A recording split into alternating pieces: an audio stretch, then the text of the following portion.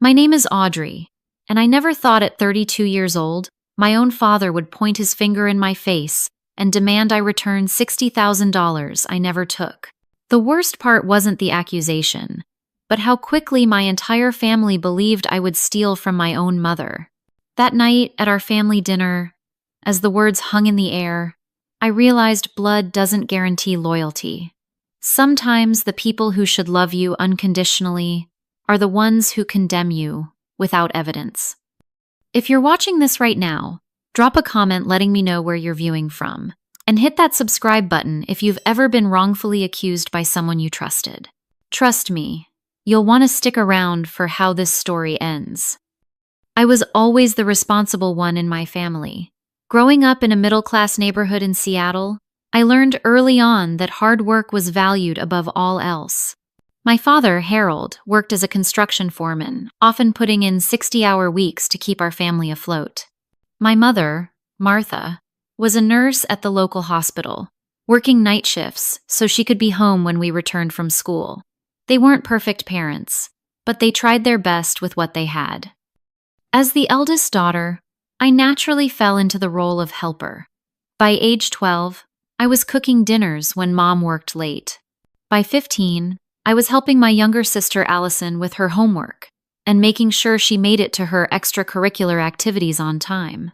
Looking back, I can see how this dynamic shaped our family roles early on. Allison was 3 years younger than me, and from the beginning, we couldn't have been more different. Where I was practical and studious, Allison was social and spontaneous. She had a natural charm that drew people to her, while I was more reserved.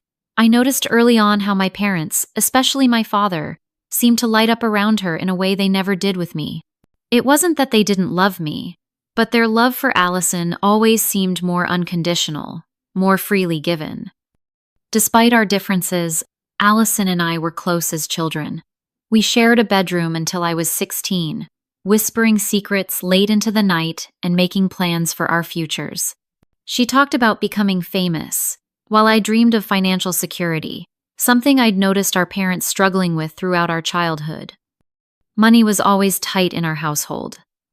I remember the hushed arguments behind closed doors, the pile of bills on the kitchen counter, and the way my mother would stretch a pound of ground beef to last 3 meals.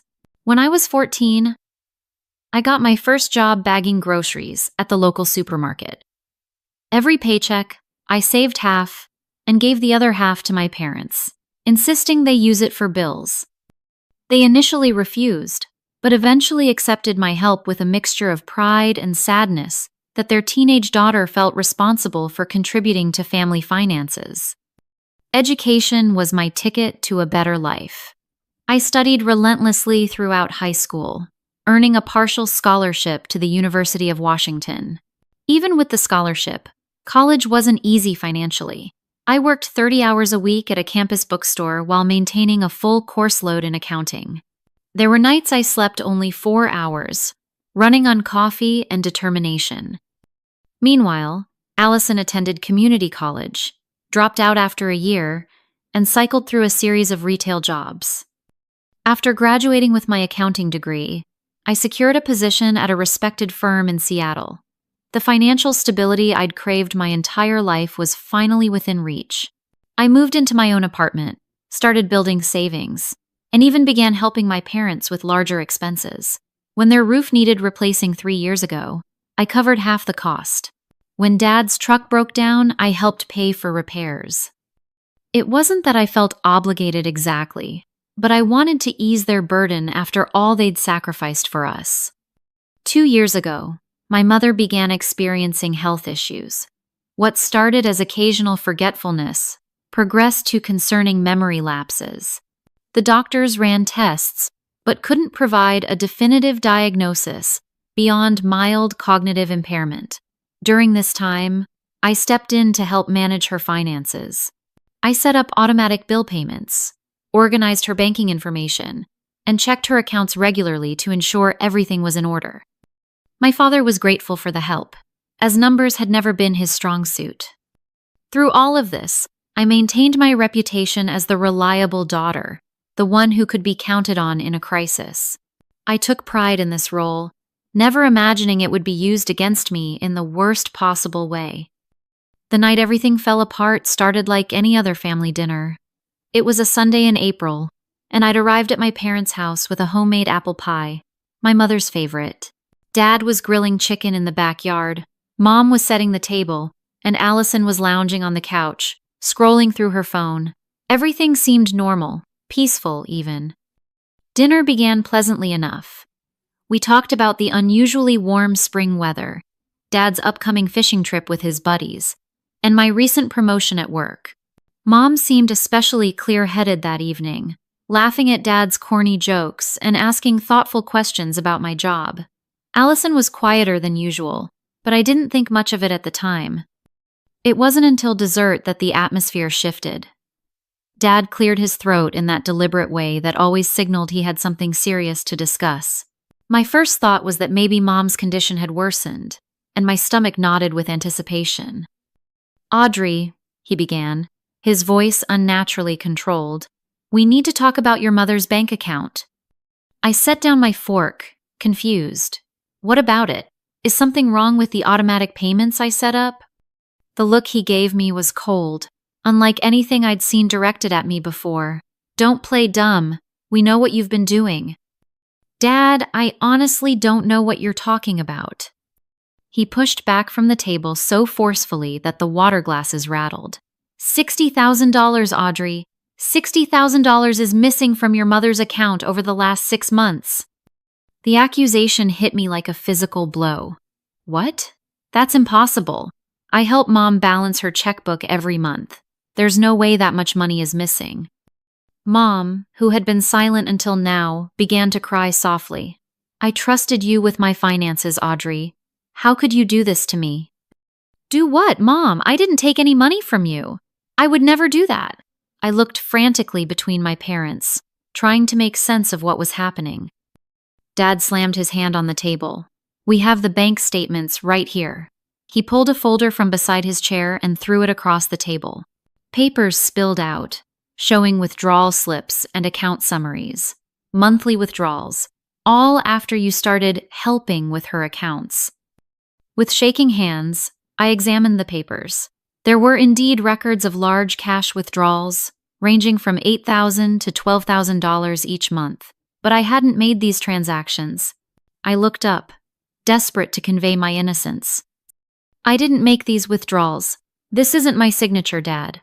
Someone else must have access to Mom's account." "Your name is on her account as a co-signer," he countered. "No one else could have taken this money except you or your mother, and she certainly didn't withdraw it." Allison, who had been watching the exchange with an odd expression, finally spoke up. "You've been acting weird lately, Audrey. Canceling plans, being secretive about your personal life, and suddenly, you got that new car." "My new car? I've been saving for that car for 3 years, and I've been busy with work because of my promotion. That has nothing to do with this." "The timing is suspicious," Allison pressed. "Mom's money starts disappearing, and suddenly you're upgrading your lifestyle." I couldn't believe what I was hearing. My own sister was piling on accusations without a shred of evidence beyond circumstantial timing. I can prove where every dollar for my car came from. I have bank statements, loan documents, everything. My father's face had turned an alarming shade of red. "Return the $60,000 or don't come home again, Audrey. It's that simple." "Dad, please," I begged, tears forming in my eyes. "I didn't take Mom's money. Why won't you believe me?" "Because the evidence is right here." He jabbed a finger at the bank statements. "You took advantage of your mother's condition to steal from her. What kind of daughter does that?" "You took Mom's money," Allison added, her voice dripping with self-righteousness. "We all know it." I looked at my mother, hoping to find some doubt in her eyes, some willingness to consider that I might be innocent. Instead, I saw only hurt and betrayal. "I want my money back," she whispered. "I was saving that for my medical care." The realization that my entire family had already convicted me without a trial was devastating. I stood up, legs unsteady beneath me. "I didn't take your money, Mom. I would never steal from you." but I'm going to find out who did. Don't bother coming back without the money, my father called after me as I gathered my purse and keys. You're no daughter of mine until you make this right. I walked out of my childhood home that night, feeling like I'd entered an alternate reality. How could my family, the people who had known me my entire life, believe I would steal from them? And more importantly, if I didn't take the money, then who did? The drive home from my parents' house that night was a blur. Tears obscured my vision as I navigated the familiar streets on autopilot, my mind racing with confusion and hurt. By the time I reached my apartment, my shock had begun to crystallize into determination. I knew I was innocent, and I was going to prove it. Sleep was impossible. I spent the night poring over my own financial records, pulling up bank statements and credit card bills from the past 6 months. I needed to be absolutely certain there was no way the missing money had somehow ended up in my accounts by mistake. By morning, I had confirmed what I already knew. There was no mysterious $60,000 in my possession. I called in sick to work the next day, something I rarely did. This situation required my full attention. My first step was to visit my mother's bank. As a co-signer on her account, I had every legal right to request information, despite my family's accusations. The branch manager, a woman named Linda who had known my mother for years, greeted me warmly. Her friendly demeanor faltered when I explained the situation. I need to see all withdrawal records for the past 6 months on my mother's account, I told her. I'm still a legal co-signer, regardless of what's happening in our family. Linda hesitated. This is unusual, but yes, you do have the right to access these records. She typed something into her computer. I can print out the transaction history and copies of the withdrawal slips. 20 minutes later, I sat in a private consultation room with a stack of papers before me. The evidence was even more damning than I'd realized. There had been 10 separate withdrawals over 6 months, all for large, round amounts. 10,000 here, 12,000 there. Each withdrawal slip bore a signature that resembled my mother's, but something was off. I pulled out my phone and found a picture of a birthday card my mother had sent me last year. Comparing her authentic signature to those on the withdrawal slips, I could see subtle differences. The loop on the M in Martha was tighter on the real signature. The slant of her writing was more pronounced.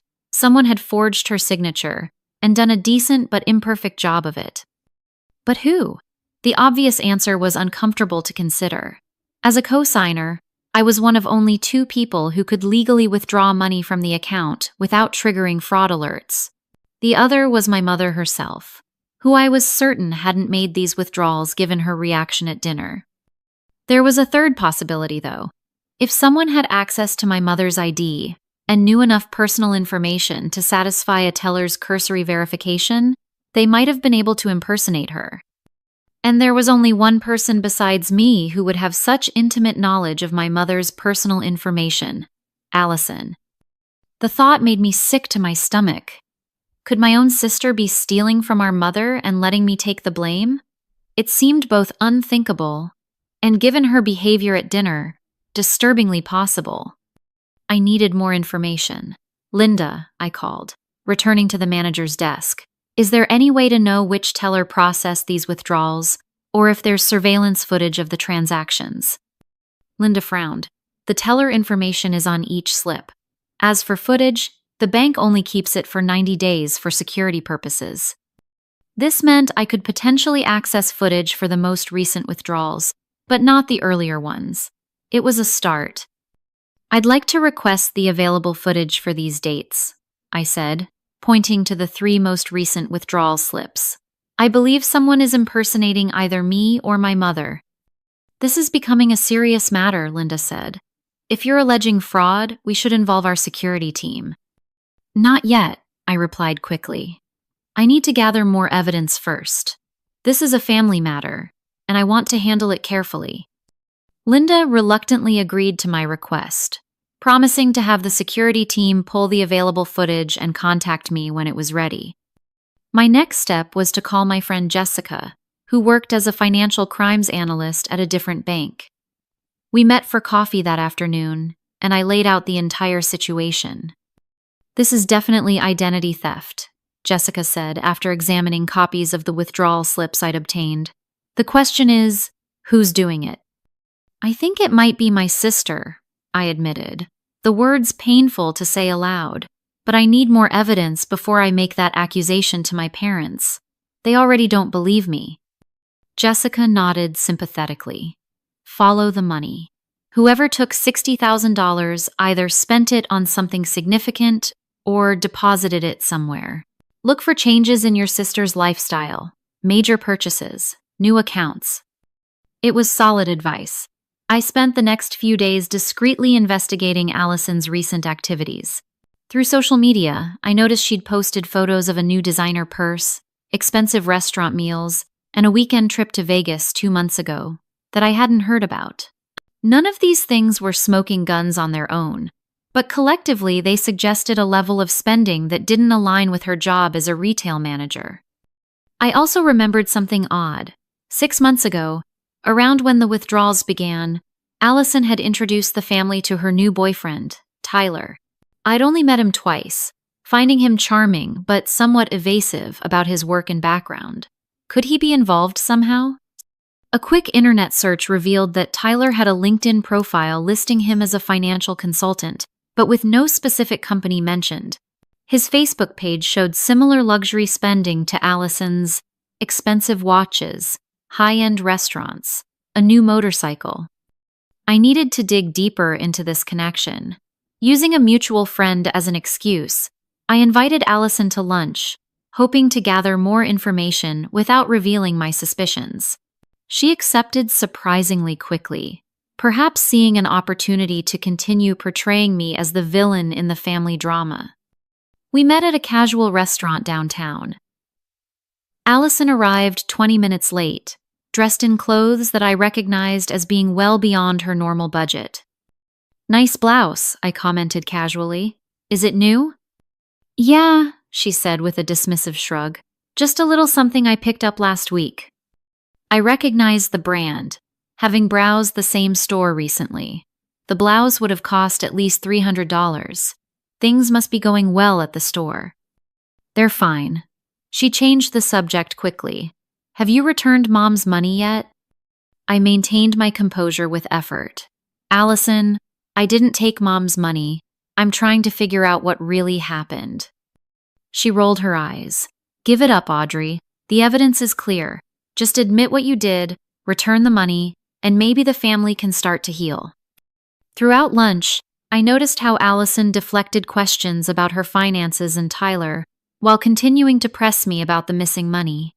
Her phone buzzed constantly with texts, which she checked anxiously. When I casually asked if it was Tyler texting, her reaction was defensive and guarded. After lunch, my suspicions had only grown stronger. On an impulse, I drove past Allison's apartment building. In the parking lot, I spotted Tyler's motorcycle, and beside it, a brand new SUV that I hadn't seen before. It was exactly the kind of vehicle Allison had talked about wanting for years.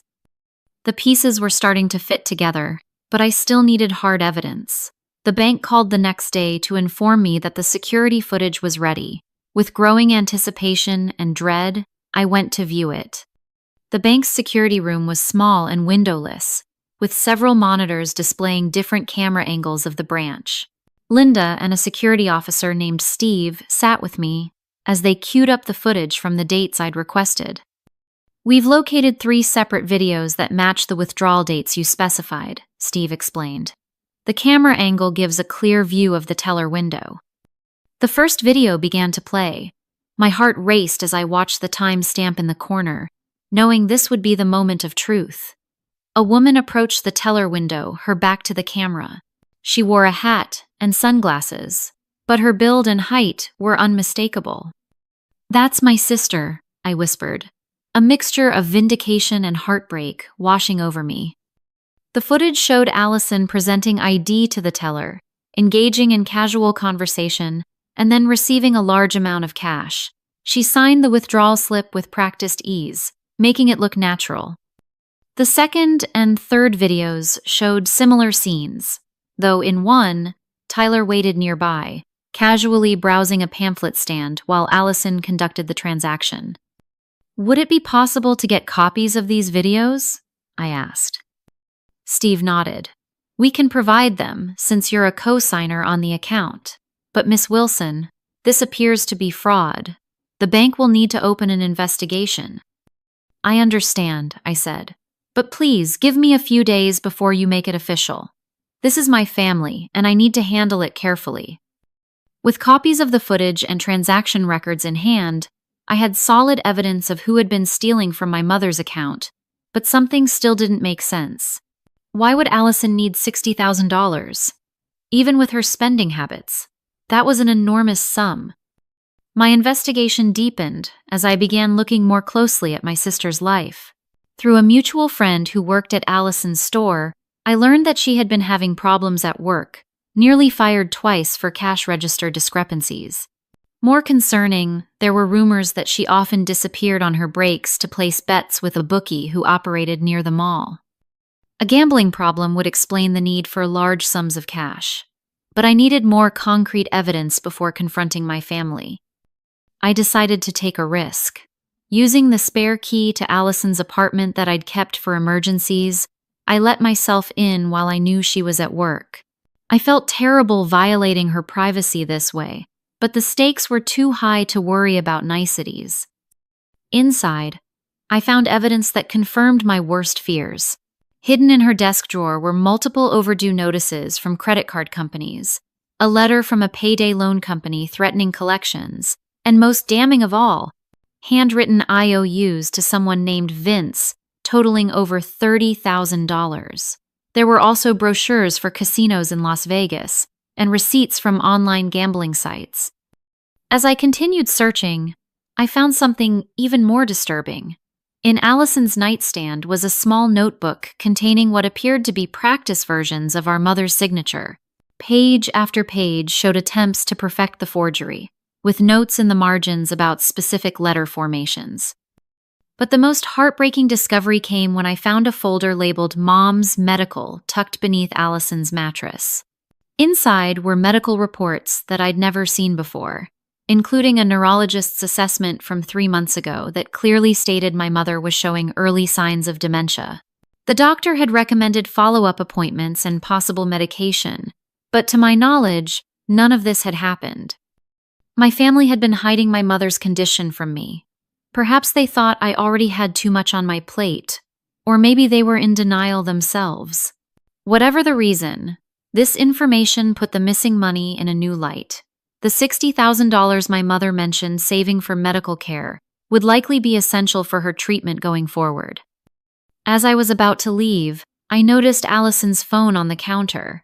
She must have forgotten it in her rush to work. On impulse, I picked it up. To my surprise, it wasn't locked. I quickly checked her text messages, finding a lengthy thread between her and Tyler discussing money, my mother's account, and most incriminating, messages about making sure Audrey takes the fall if anything goes wrong. I took photos of everything I'd found with my own phone, ensuring I had digital evidence that couldn't be easily destroyed. As I was finishing, I heard a key in the lock. Panicking, I slipped into the hallway closet just as Allison and Tyler entered the apartment. "I can't believe I forgot my phone," Allison was saying. "Vince has been blowing it up all day. He says if we don't get him the money by Friday, he's coming after you." "Relax," Tyler replied. "We've got it covered. One more withdrawal from your mom's account should take care of it." "We can't," Allison said, her voice tight with stress. "Audrey's been to the bank asking questions. They might be watching the account now." "Then we need to make sure the blame stays firmly on her," Tyler insisted. "Your parents already believe she took the money. We just need to keep it that way until we can figure out how to pay Vince." "And what about Mom's treatments?" Allison asked, a rare note of guilt in her voice. "Your dad's got that construction company pension," Tyler said dismissively. "They'll manage. Right now, we need to worry about ourselves." I remained frozen in the closet, hardly daring to breathe, as they retrieved Allison's phone and left. Once I was sure they were gone, I slipped out of the apartment, my mind reeling from what I'd overheard. The truth was now painfully clear. My sister and her boyfriend had stolen $60,000 from our mother, money intended for her medical care, to pay gambling debts. And they had deliberately set me up to take the blame. What hurt even more was realizing my parents had kept my mother's worsening condition from me. Despite all I'd done to help them over the years, they still didn't trust me with the truth about her health. I drove home in a daze, overwhelmed by the layers of betrayal.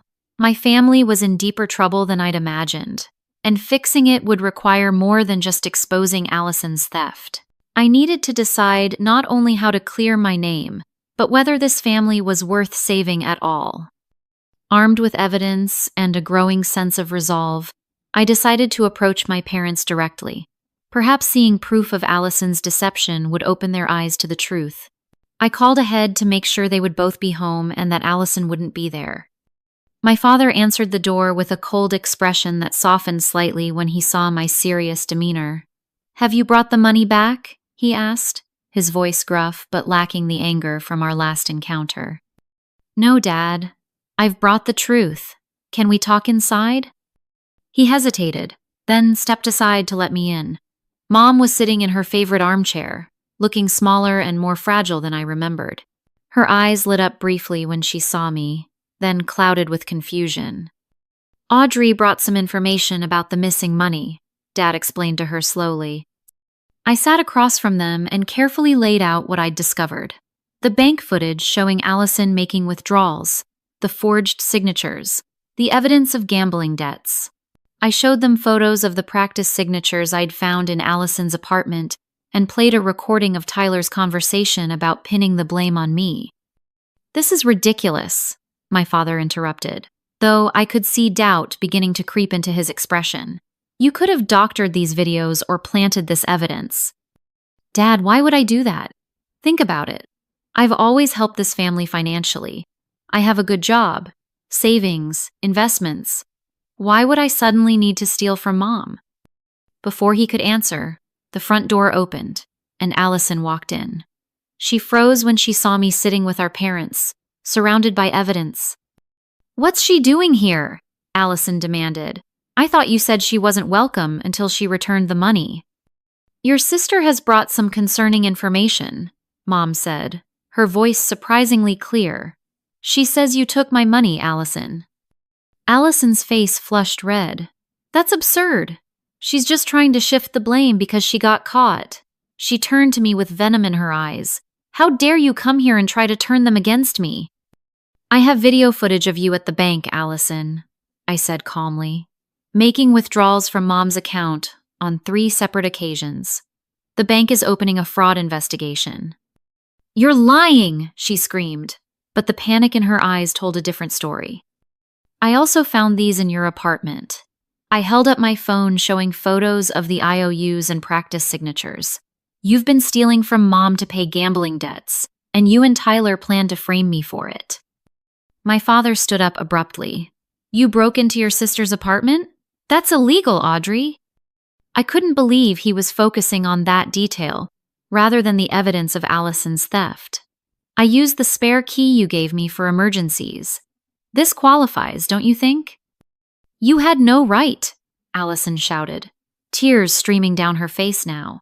"You've always been jealous of me, always trying to make yourself look better by tearing me down." "Jealous?" I laughed incredulously. "Allison, I've spent my entire adult life helping this family while you've taken, and now you've stolen money that Mom needs for her medical care." A heavy silence fell over the room at my words. My mother looked down at her hands, and my father's expression darkened. "You know about her diagnosis," he said quietly. "Yes. I found the medical reports in Allison's apartment. Why didn't you tell me Mom has dementia? I could have helped with her care, with finding specialists." "We didn't want to burden you," Mom said softly. "You already do so much." "It wasn't your business," Allison cut in. "You're always trying to control everything, acting like you're so perfect. Maybe I did take some money, but it was because I needed help and knew you'd just judge me for it." Her partial admission hung in the air. My father looked between us, clearly struggling to process everything. How much did you take, Allison? He finally asked, his voice dangerously quiet. It doesn't matter, she deflected. What matters is Audrey breaking into my home and invading my privacy. $60,000, I exploded. She took $60,000 from Mom's account to pay gambling debts, money that was supposed to be for Mom's treatment. And instead of admitting it, she let you believe I stole it. She let you tell me I was dead to you if I didn't return money I never took. The front door opened again, and Tyler walked in. He assessed the situation quickly, his charming smile faltering when he saw the evidence spread out on the coffee table. What's going on here? He asked, moving to stand beside Allison. We know everything, I told him. About the withdrawals, the gambling debts, all of it. You don't know anything, he sneered, but I could see the calculation in his eyes as he looked for an escape route. I know Vince is expecting his money by Friday, I said, watching his face pale. I know you both planned to frame me if you got caught. I know you've been using my sister and stealing from my mother. My father, who had been uncharacteristically quiet, suddenly stood up and pointed at the door. Get out of my house, he said to Tyler, his voice shaking with anger. Dad, wait, Allison pleaded. It's not what it looks like. Tyler was helping me invest the money. We were going to pay it back with interest. Investing? I scoffed. Is that what you call losing $30,000 to a bookie named Vince? The color drained from Allison's face. How do you know about Vince? I heard you and Tyler talking about him, about how he's coming after Tyler if you don't pay by Friday. My mother began to cry quietly. My savings, she whispered. For my treatments. It's all gone? The reality of what they'd done seemed to finally hit Allison. She sank onto the couch, her defiance crumbling. I was going to pay it back, she insisted weakly. I just needed a little more time. Time for what? My father demanded. To gamble more? To steal more from your mother? Tyler, sensing the tide turning against them, began inching toward the door. This is a family matter. I should go and let you sort this out. Don't you dare leave, my father growled. You helped my daughter steal from her sick mother. You're not going anywhere except to the police station. Police? Allison's head snapped up. Dad, no! You can't call the police on us. Watch me, he said, reaching for his phone. What followed was chaos. Allison began sobbing hysterically, while Tyler tried to convince my father that involving the police would only make things worse. Neighbors who had heard the shouting came to the door to check if everything was all right, adding to the humiliation of having our family's dirty laundry exposed. Throughout it all, I sat beside my mother, holding her hand as she processed the betrayal of her younger daughter. I thought it was you, she kept saying. We accused you of something so terrible, and you were innocent all along. It's okay, Mom, I told her, though it wasn't, not really. The ease with which they had believed the worst of me had damaged something fundamental in our relationship. Eventually, Tyler left after my father threatened to call the police immediately if he didn't leave Allison and our family alone for good. Allison retreated to her old bedroom, still sobbing about how unfair everything was and how she was the real victim. Left alone with my parents, I faced the uncomfortable aftermath of vindication. I need you both to understand something, I said quietly. The fact that you immediately assumed I would steal from you without even giving me the benefit of the doubt has hurt me deeply. I don't know if our relationship can ever be the same. We made a terrible mistake, my father admitted, looking suddenly old and defeated.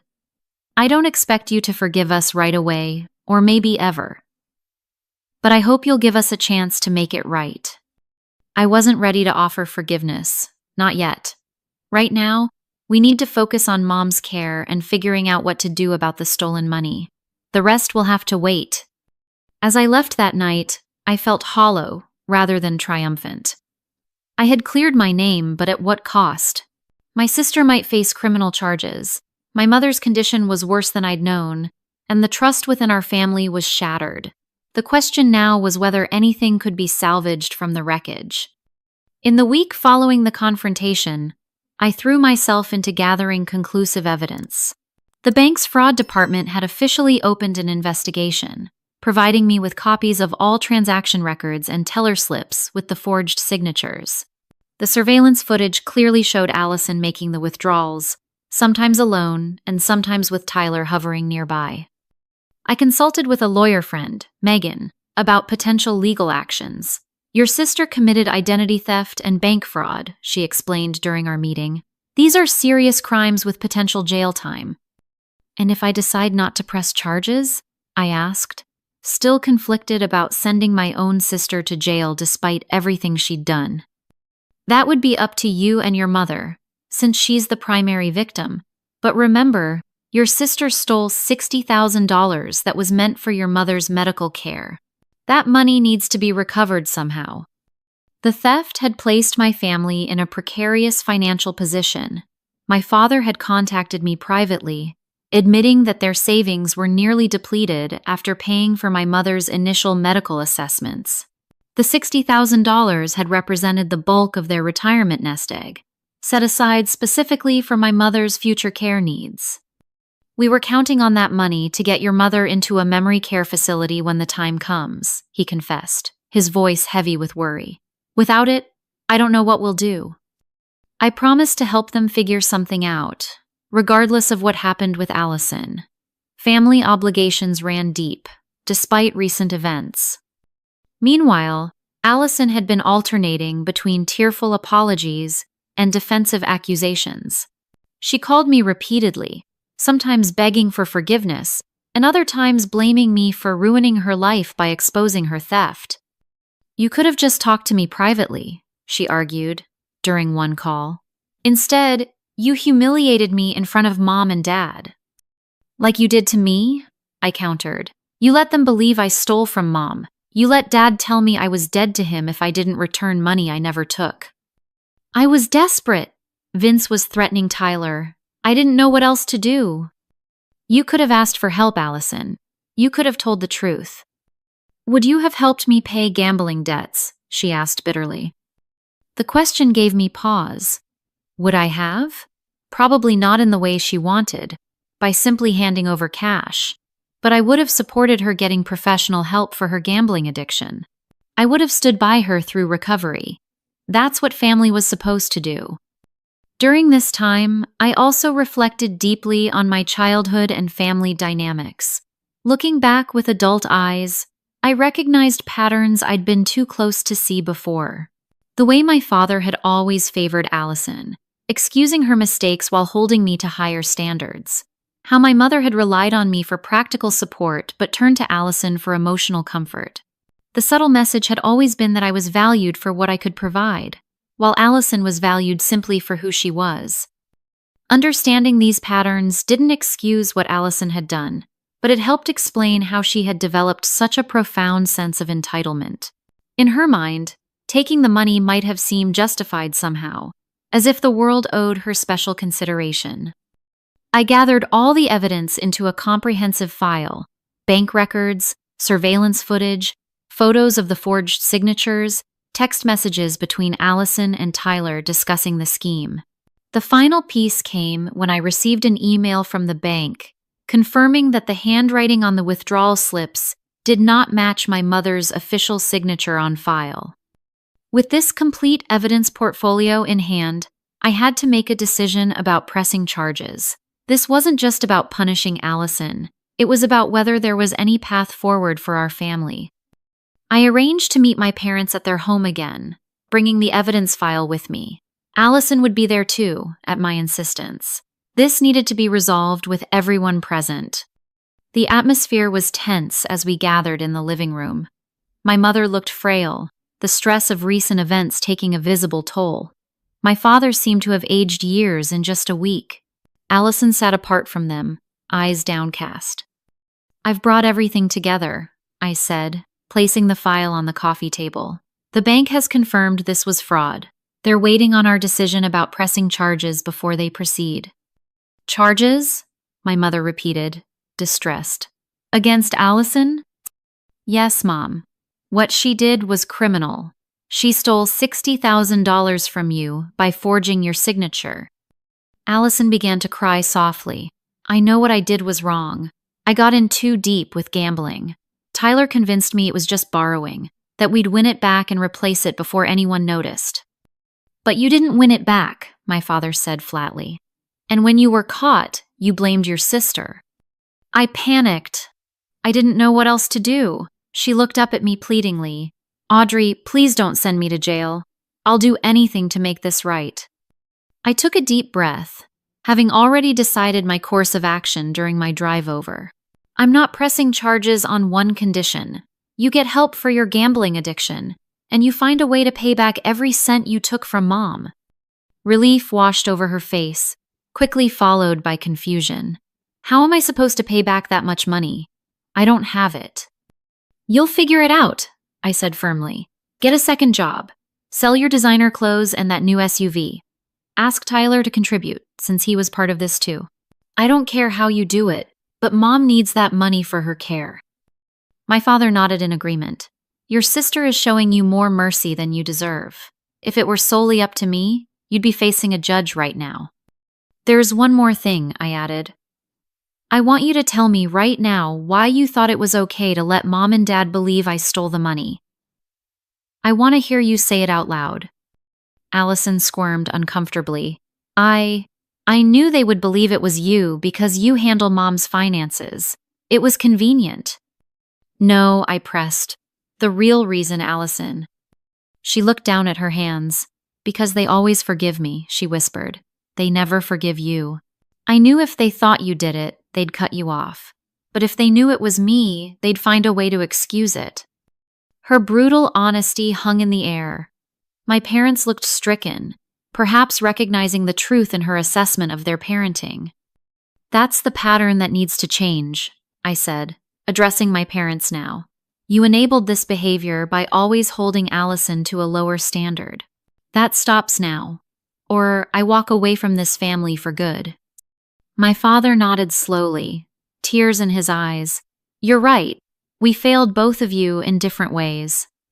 My mother reached for my hand. Can you forgive us, Audrey? For not believing in you when we should have? I didn't answer immediately. Forgiveness wouldn't come easily after such a profound betrayal. I'm willing to try, I finally said, but things will need to change. As I prepared to leave, I felt neither triumph nor closure, but perhaps the beginning of a path forward. My family was broken in ways I hadn't fully understood before, but acknowledging those breaks was the first step toward healing them. Whether we could actually rebuild what had been damaged remained to be seen. But I had given my family exactly what they had asked for, a reason to mean their ultimatum about not coming home. The choice now was whether they would continue down that path or find a new way forward together. 1 month after the confrontation, I returned to my parents' house for what I knew would be the most important meeting of our lives. In my car was a portfolio containing every piece of evidence I had gathered: bank surveillance footage, transaction records, and most damning of all, the teller slips with Allison's forged signatures. I had barely spoken to my family during this time, needing space to process everything. My mother had called several times, her voice increasingly clear as she adapted to new medication for her condition. My father had left a few gruff but apologetic voicemails. Allison had alternated between angry texts and tearful pleas for forgiveness. Today would determine whether any kind of relationship with my family was possible going forward. When I arrived, they were all seated in the living room as if awaiting judgment. My father looked older, the lines around his eyes deeper than I remembered. My mother smiled tentatively when I entered. Allison sat apart from them, her usual confidence replaced by a hunched posture and nervous energy. "Thank you for coming," my father began awkwardly. "We weren't sure you would." "I almost didn't," I admitted, setting my portfolio on the coffee table. "But we need to finish this, one way or another." I opened the portfolio and began methodically laying out the evidence I had gathered. The bank statements showing the pattern of withdrawals, the surveillance footage stills showing Allison at the teller window, and finally, the teller slips with the forged signatures. I placed them on the counter slowly, watching as my family confronted the irrefutable evidence of betrayal. "The bank has completed its investigation," I said. "They've confirmed this was fraud. Allison forged Mom's signature and stole $60,000. My father looked at the evidence, his jaw tight. "What happens now? Will they press charges?" "That depends on us," I explained. "Specifically on Mom, since it's her account. The bank will respect her wishes." All eyes turned to my mother, who was staring at the evidence with a mixture of sadness and resolve. "Allison," she said quietly, "you need to explain yourself. All of it. Right now." The directness of her demand seemed to startle everyone. My mother had always been the peacemaker, the one who smoothed things over rather than demanding accountability. Allison's composure finally broke completely. "I started gambling about 2 years ago," she confessed, tears streaming down her face. "Just small bets at first, on sports games with Tyler. But I kept losing, and the bets got bigger. I took out payday loans, maxed out credit cards. When that wasn't enough, I borrowed from a guy named Vince, who Tyler knew." "And my account?" my mother prompted. "6 months ago, Vince started threatening us. I was desperate. I knew you had savings, and I thought I could just borrow some, win it back, and replace it before anyone noticed." She wiped at her tears. "Tyler helped me practice your signature. I only meant to take a little, but the debts kept growing, and I kept losing." "And blaming Audrey?" my father pressed. "How do you explain that?" Allison couldn't meet his eyes. "When you found out about the missing money, I panicked. Tyler suggested that since Audrey helped with the finances, we could let her take the blame until we figured something out. I knew it was wrong, but I was so scared of what Vince would do." The room fell silent as her confession hung in the air. I had expected to feel vindicated hearing her admit everything, but instead, I just felt tired. The weight of family betrayal was heavier than any satisfaction of being proven right. "I've been seeing a therapist for my gambling addiction," Allison continued after a moment. "I've gone to Gamblers Anonymous meetings every day for the past month. I sold my car and most of my designer stuff. It's only about $8,000 so far, but I'm working on getting the rest." "And Tyler?" I asked. "Gone," she said simply. "He disappeared when he realized I couldn't get any more money. Last I heard, he left the state." I nodded, unsurprised. Men like Tyler were experts at extracting what they wanted and vanishing when things got difficult. "Here's what's going to happen," I said, looking at each family member in turn. "Mom, I've set up an appointment with a financial advisor who specializes in elder care. We need to make sure your remaining assets are protected and properly managed for your future needs." My mother nodded gratefully. "Dad, I'm adding you to Mom's new account, but with limited access. All major withdrawals will require dual authorization from now on." He accepted this with a humble nod, understanding it was a necessary precaution. "Allison," I continued, turning to my sister, "you will continue treatment for your gambling addiction. You will get a second job if necessary to pay back every cent you took. And you will write a formal confession for the bank, taking full responsibility." "What about the police?" she asked fearfully. I exchanged a look with my mother, who gave a small nod of agreement. "We won't press charges, on the condition that you follow through with everything we've discussed. If you relapse, or stop making payments, that decision will be reconsidered." Relief washed over her face, followed quickly by shame. "I don't deserve your mercy." "No, you don't," I agreed. "But this isn't just about you. Criminal charges would impact this entire family, including Mom's well-being. Consider this your one and only second chance."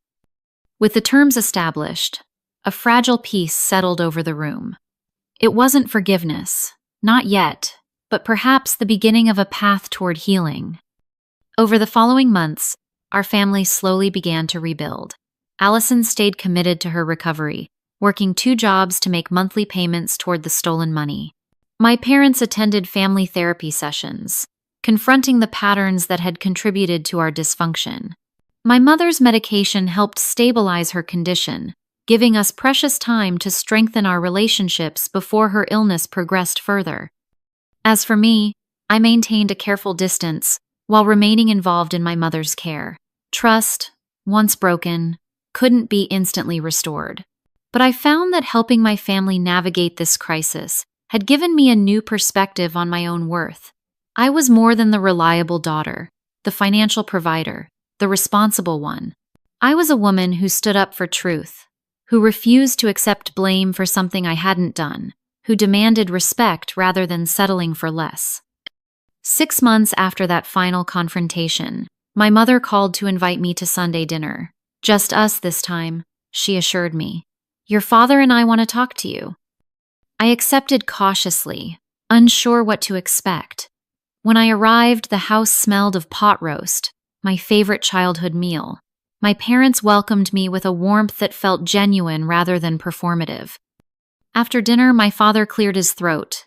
"We've been doing a lot of thinking, and a lot of talking in therapy," he began, "about how we failed you. Not just during this incident with Allison, but throughout your life." My mother took over. "We put so much pressure on you to be the responsible one, the helper. We took your support for granted while making excuses for your sister. It wasn't fair, and we're deeply sorry." "We're proud of you, Audrey," my father added, his voice thick with emotion. "Not just for what you do for this family, but for who you are, for your integrity, for standing up for yourself when we should have stood up for you." Their words touched something deep within me, a wound I hadn't realized was still so raw. For the first time since this ordeal began, I allowed myself to cry in front of them. "I needed to hear that," I admitted. "For so long, I felt like my value to this family was tied to what I could provide, not who I am." "That's on us," my mother said, taking my hand. "And we want to change that, if you'll give us the chance." It wasn't an instant fix. True reconciliation would take time, consistent effort, and fundamental changes in how we related to each other. But sitting there with my parents, I felt something I hadn't expected to feel again: hope for our family's future. Allison and I were working on our relationship separately, with the help of a family therapist. It was a slower process, the betrayal having cut deeper. But we were making progress, one difficult conversation at a time. When my father had issued that ultimatum months ago, demanding I return money I hadn't taken or never come home again, I could never have imagined where it would lead. By refusing to accept false blame, by investigating the truth, and by standing firm in my innocence, I had given them exactly what they asked for, a reason to mean it. And in doing so, I had forced a reckoning that our family desperately needed. Sometimes families break before they can heal properly. Sometimes the most loving thing you can do is refuse to participate in comfortable lies. And sometimes, standing in your truth is the only way to build relationships worth having. What would you have done in my situation? Would you have fought to clear your name? Or might you have walked away from a family that was so quick to believe the worst about you? Have you ever had to stand up to loved ones who wrongly accused you? Leave your thoughts in the comments below. And if this story resonated with you, please like, subscribe, and share it with someone who might need to hear it. Thank you for listening to my journey, and remember that your worth isn't determined by how others treat you, but by the integrity with which you live your life.